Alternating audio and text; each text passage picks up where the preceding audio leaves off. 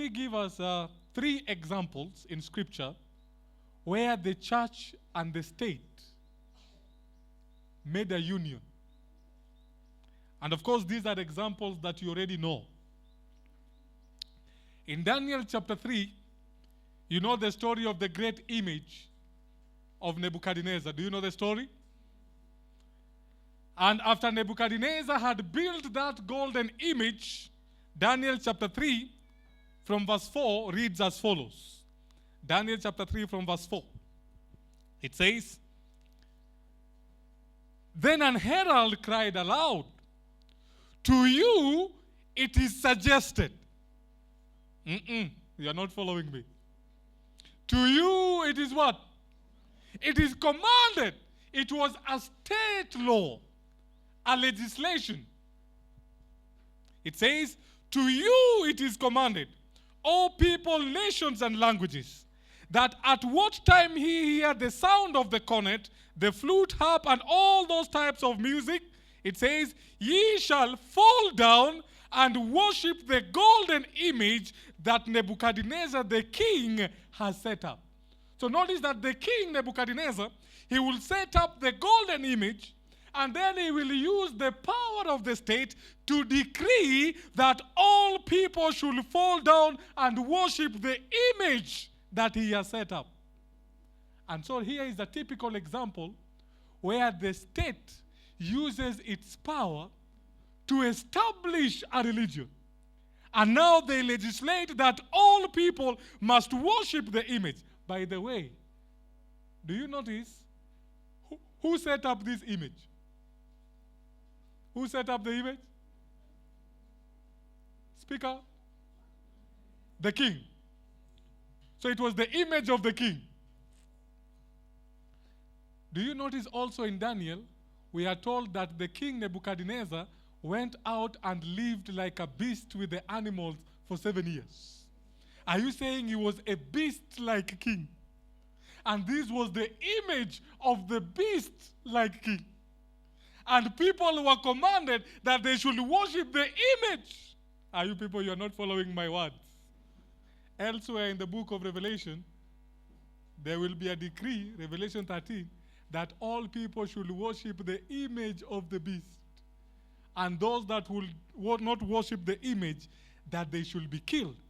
And so here we have an example where the state established a religion and gave a decree that all people should worship the image, and the inevitable consequence is that the Hebrew boys found themselves in fire. And so persecution is always the inevitable outcome when the state and religion or the church combine. Let's read another example. Daniel chapter 6.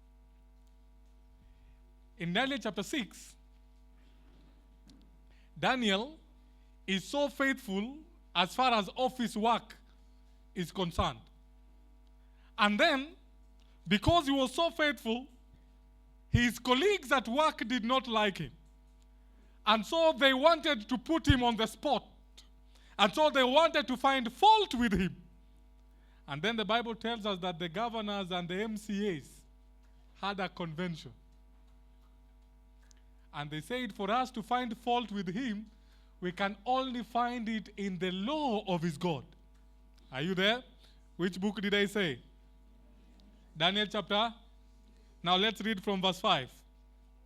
It says, "Then said these men, we shall not find any occasion against this Daniel, except we find it against him concerning the what?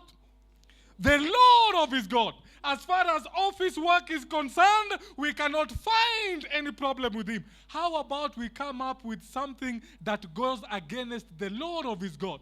And now he will be torn between following what the state says or what his God says.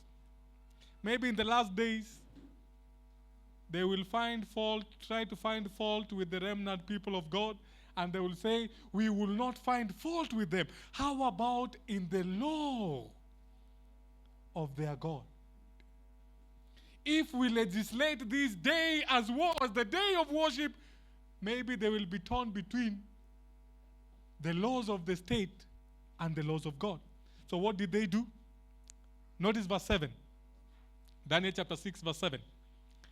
And all the presidents of the kingdom, and the governors, and the princes, and the counselors, and the captains have counseled together, they tell the king, to establish a royal statute, a civil law. Are you there? And to make a firm decree that whosoever shall ask a petition of any god or man for 30 days, save the king or king, he shall be cast in the den of lions.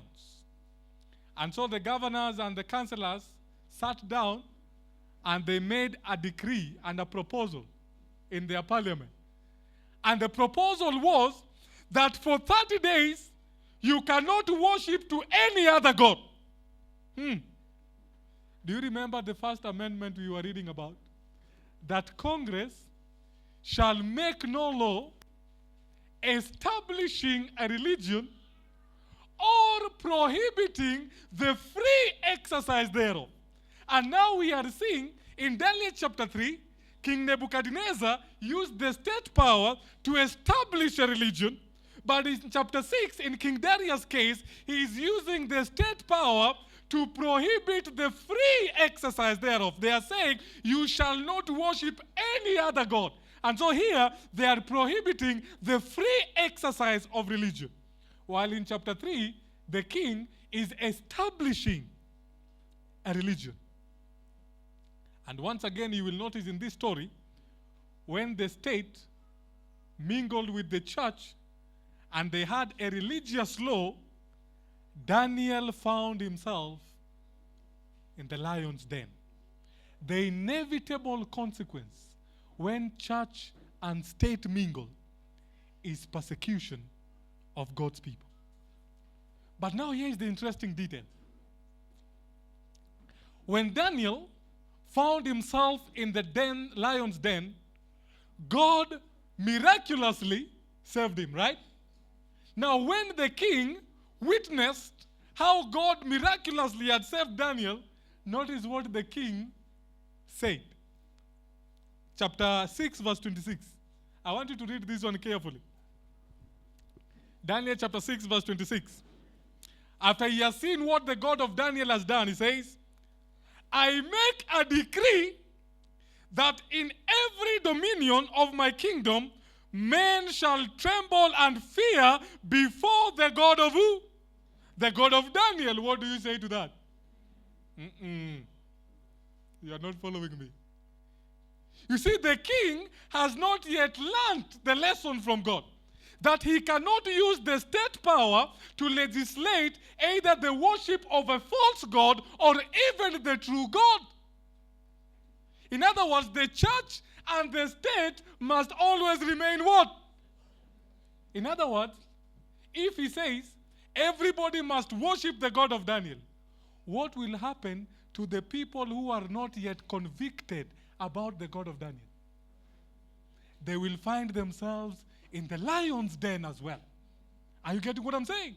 And so, you do not make the nation righteous by using the state power to give religious declarations. Are you getting what I'm saying? And then I asked at the beginning, if somebody would have proposed in parliament that the seventh-day Sabbath should be by law a day of rest and worship for all Kenyans, how many of you will support it? I think now you are converted. When such a bill is proposed, the first person who should reject such a bill should be a Seventh-day Adventist. Are you following me? And he should argue that the church and state must remain separate and everybody to worship God according to the dictates of the conscience. We will convert them by our preaching, not by legislation. Are you following me or not? You do not make the nation righteous by legislation of religious observance. And so, the church and state must always at all times remain separate. Imagine if we legislated that the seventh day is the day of worship in this country.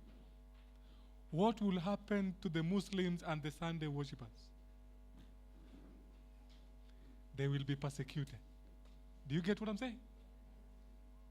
And tomorrow, the same government may now decide Sunday becomes the day of worship in this country. Do you see the problem?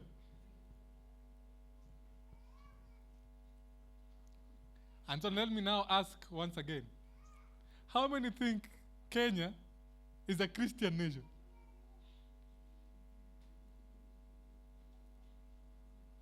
Now listen.